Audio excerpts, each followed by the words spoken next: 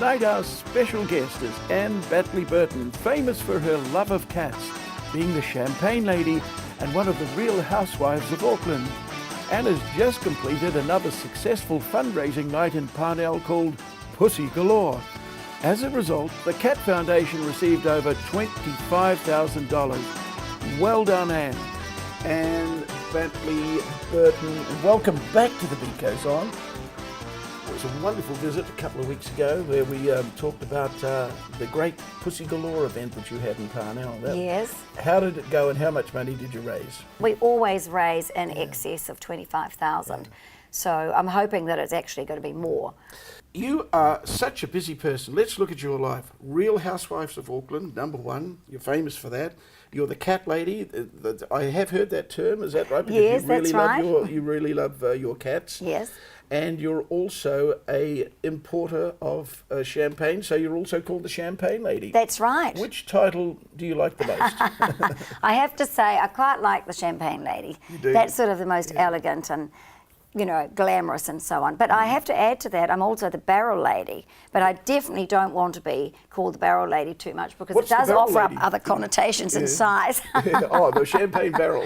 You know, no, the Barrel Lady, I import empty wine barrels for the New Zealand winemakers. So that's Okay. good. So, you know, I've got lots of fantastic clients who use my barrels.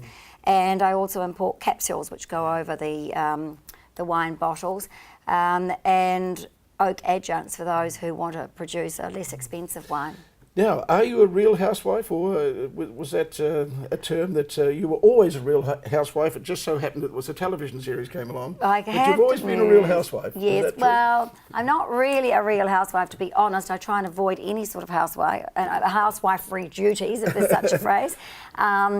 And I do avoid going to the supermarket as much as possible, I have to say, so I do online shopping. Yep. But no, I've always worked actually, right from the start. My father brought me up to sort of follow in his footsteps in the family business. And you're a New Lynn girl. Yes, or no, actually from Titirangi. Oh, sorry, I was actually, was I born in, yes, I was born in New Lynn. Yeah. And then when I was very young, we moved to Titirangi. Yeah. And your dad had a great company, yes, packaging and yes. Well, printing. Dad, he was brought up in the Depression, and he lived in New Lynn. His parents came from England and Canada, and Scottish background, and went to Canada, then America. Stayed there till Dad was about 7, and then they moved to Kingsland, I think, and then ended up in New Lynn. He's actually written a couple of books about it. He's an amazing author. He's 95 now, and he's the most incredible man. But anyway, so we moved to Titirangi, but at an early age, I wanted to take over my daddy's business. So I went to a very small private school, then ended up at Auckland Girls Grammar, and then went to university at age 16, and I did a Bachelor of Commerce. Wow. So that was quite young, and I was just a tiny tot, of course. I was You about could be 2 the foot smartest tall. girl I know. Oh, really? Well, that's good to hear. So I left university when I was 20 and went straight into the family business. And it was great, but and it was a fabulous business that we did all the cosmetic packaging, and then we moved into credit cards. We were the first producers of credit cards in Australasia, actually. But I actually wanted to stay in the business, but my brother really wasn't interested, and it was sort of causing a bit of family issues and things. So we took the opportunity of getting out.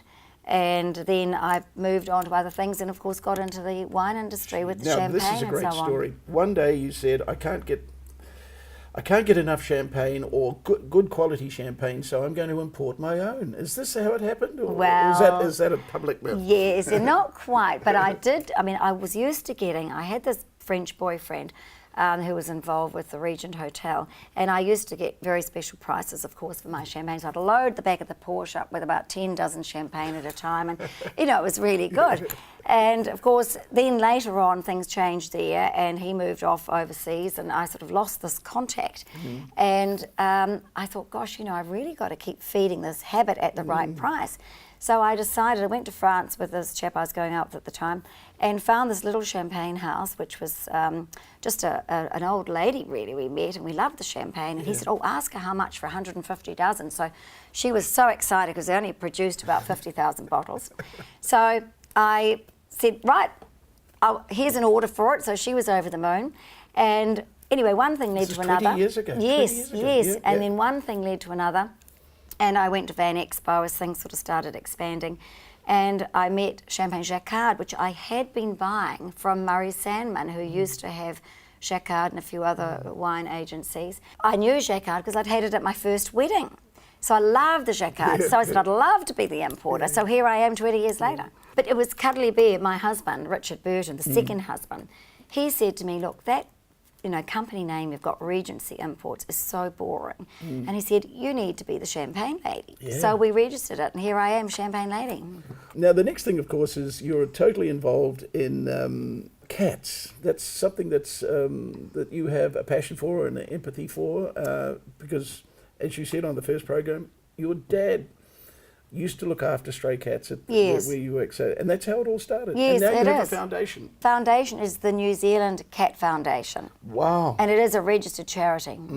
And I just felt I needed to do something because I'd started taking the stray cats, originally from the Parnell Pussies, as I call them, which are located at the Rose Gardens. I don't know if you know that Rose Garden area. Yes, beautiful area. Yes. So, now, I didn't know this, but there was a big population of stray cats. Yes, and there was an elderly lady there called Kathy, I understand her name was, and she was about 80-something, and she was going from Newland, funnily enough, to feed all these cats every night.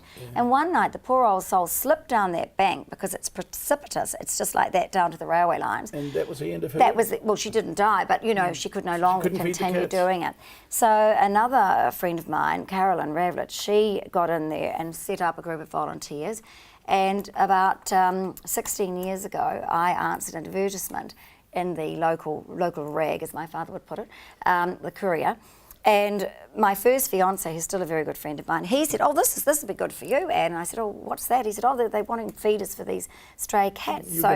Next minute, I was there with my little high heels and my big hat, my little bag. I was trotting off up the road to meet somebody, and they looked at me and thought, she's not going to be any good, we can see that. But here I am all these years later, and as I say, set up my own foundation. It was originally set up to take those cats. No, you're right. Yeah. And I ended up taking a lot of the cats from there that were getting old and a bit rickety, and we felt that the winter was going to be too tough. So when I bought Goose Creek, which is this beautiful property in Huapai with 12 acres, I thought I really want to set up something for the cats. Yeah. And it started off, it was going to be a maximum of 12 cats. Well, one pussy followed another, and we have a huge number of cats. And we've expanded and expanded, but it's all an indoor-outdoor enclosure, which is like an aviary, so the cats can't get out, and they're not a nuisance anywhere. But they're looked after like kings, I can tell you that. With the best quality food, and we've now got, thanks to Real Housewives of Auckland, we've got fantastic volunteers. And it started off me having to do it all myself, and it's just too much, to be honest. And then another family friend, Kathy, who's an older lady, she sort of moved into the house up there, and she was looking after them almost single-handedly, apart from me, for quite some time. Volunteer. We need volunteers, absolutely.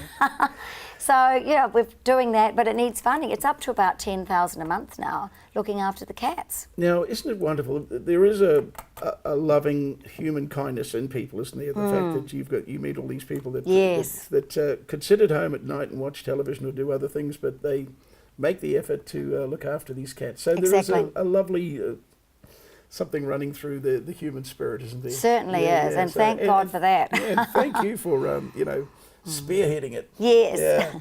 Now, you mentioned Real Housewives of Auckland. That's been great for your career, hasn't it? It's been perfect. Yeah. So before you were just an ordinary housewife, and now you're a real one. Tell us about that. Well, I wouldn't say I was ever ordinary, to say. Why did the producers...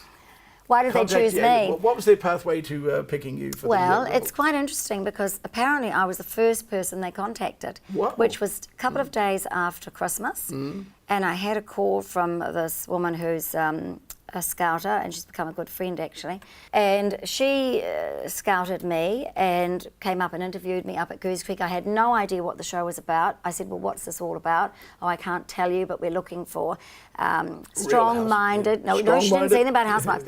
Strong-minded, interesting, independent, attractive women with a bit of money.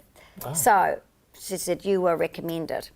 Anyway, she came up, and as I say, she ended up partying with us all night, and we went home at about 2 in the morning back to Parnell, but we got on very well, needless to say.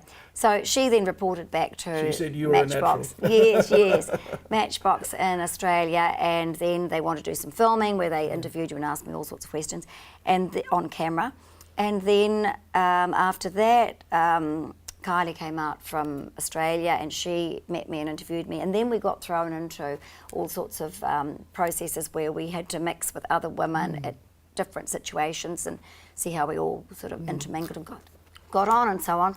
And then towards the end, it was narrowed down to about 10 people, and at one point I understand that they were unsure really whether, after initially being very keen on me, they wondered whether I was going to sort of fit in with the others. Personally, I know this doesn't sound very modest, but I think they would have made a big mistake if they didn't have me. So, now that's confident. but the thing was, I knew I was just going to be myself. Yeah. And it's worked out really well, because you probably know from that show, they've obviously got certain characteristics that they're looking for out of these group of women. Yeah. And then they all have to be able to interact properly. They're always looking for these little incidents that happen. That Yes, can blow up, they are. But for me, I think they wanted somebody who was doing something, because, you know, I'm the champagne, I'm a hard worker. You know, I work really hard and I really get stuck in and do things. And I've got a kind heart and I've got a charity. So I think that's why they chose me. Now, what has it done for you, the Real Housewives? I mean, you're known all over New Zealand now, aren't you? Yes, well, the UK, and it's going to be in America, don't forget, shortly, all over prime time. That's going to be fantastic. And in Australia. So worldwide, we're all known. Yes. So it's been fantastic. For me, I think, well, my personal opinion, I think I've probably benefited the most purely because I've got two important things that I really wanted to do it for. And so my business has, it's just developed fabulously, and now I'm going to be selling my champagne in all sorts of other areas. Up to now, it's been basically through me privately online, which is limiting, of course. It's going to be out there, I won't tell you where, but it's going to be out there in a very, very good outlet, a main outlet, and it's going to be fantastic and give everybody the opportunity of easily buying it.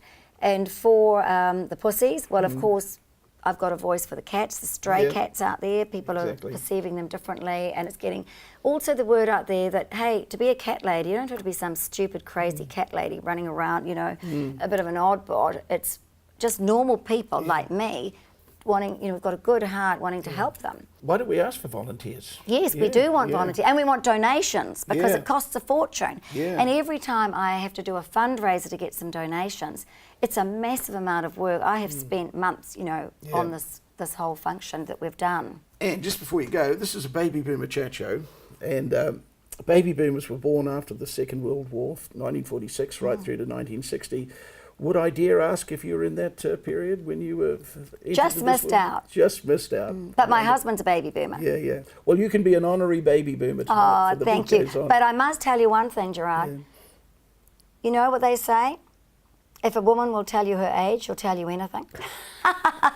So don't count on the answer. Oh, I think I'm stumped with that one. If a woman will tell you her age, she'll tell you anything. Oh, where did you learn that wonderful statement? I don't know, it just popped out.